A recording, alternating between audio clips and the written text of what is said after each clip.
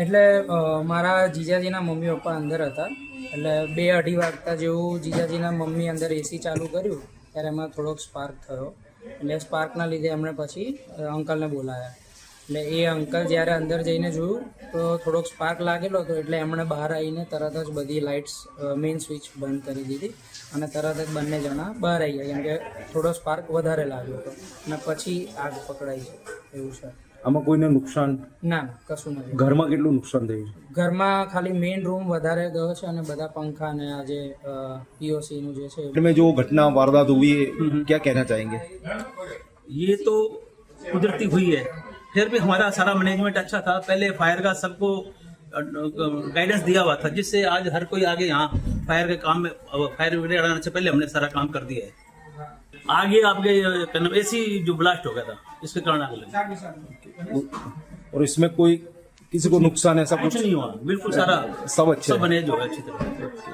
और फायर वालों ने भी कहा है कि आपने बहुत बढ़िया, आपने हमारी मीटिंग करवाई और सारा यहाँ करवाया था। ये अशु भाई हमारे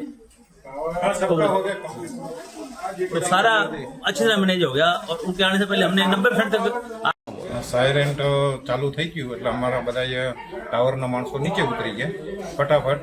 લિફ્ટમાં કોઈને ઉતારા નહોતા, ફટાફટ નીચે ઉતરી ગયા હતા. બહારથી ધોવાડા દેખાતા હતા. તમે ફોન કરી દીધો તો ફાયરની ગાડી આવી ગઈ, પણ અમારા માણસો જે વર્કર લોકો હતા એ 3-4 જણા એની પહેલાં પહોંચી ગયા. એટલે અમારું જે ફાયર સિસ્ટમ એમને ચાલુ કરી દીધી તો ફટાફટ કંટ્રોલ થઈ ગયું છે અને બધાનો ફાયરવાળાનો બી સહકાર મળી ગયો. કોઈ દુર્ઘટના મોટી બની નથી. Only for flat A damage છે. કોઈ જાનહાની નથી? નહીં, જાણવાનું ટ્રેનિંગ કોઈ પ્રોબ્લેમ. 1:30 વાગ્યા પછી અમે હું મારા વાઈફ જમવા બેઠા. જમી લીધા પછી હું મારા બેડરૂમમાં આરામ કરવા ગયો. મારા વાઈફ બીજા બેડરૂમમાં આરામ કરવા ગયા. એસી ચાલુ કરવા ગયા તે દરમિયાન મેં એસીમાં થોડું ફાયરિંગ થયું.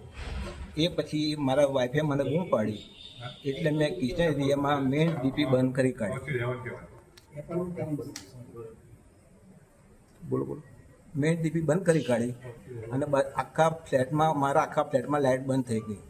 એ પછી પણ માસ્ટર બેડરૂમમાં જે જગ્યાએ એસીનું ફાયર થયેલું ત્યાં બ્લાસ્ટ થયો છે. પછી આ બનાવ બન્યો છે. આમાં કોઈ ઘરને ટોટલ નુકસાન થયું છે?